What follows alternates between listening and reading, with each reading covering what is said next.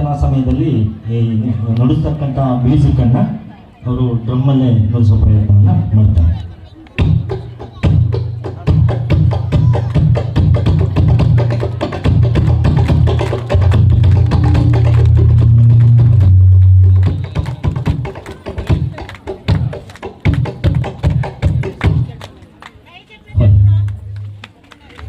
ಮತ್ತೆ ಕೇರಳದಲ್ಲಿ ಪ್ರಖ್ಯಾತವಾಗಿರ್ತಕ್ಕಂಥ ಕೇರಳ ಚಂಡವನ್ನು ಕೂಡ ನುಡಿಸೋ ಪ್ರಯತ್ನವನ್ನು ಮಾಡ್ತಾರೆ.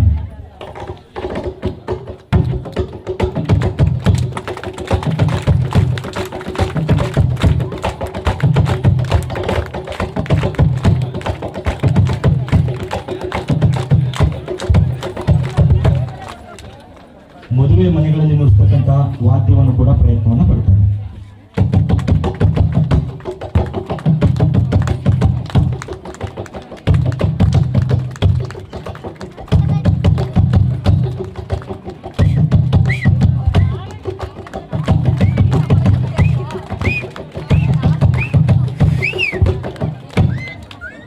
ಮತ್ತೆ ತಮಿಳು ಸಿನಿಮಾದ ವಿಜಯ್ ಸಾಂಗ್ ಆದಂಥ ಬೀಸ್ಟ್ ಫಿಲ್ಮ್ ಸಾಂಗ್ನ ಒಂದು ಮ್ಯೂಸಿಕ್ ಅನ್ನು ಪ್ರಯತ್ನವನ್ನು ಪಡ್ತಾರೆ.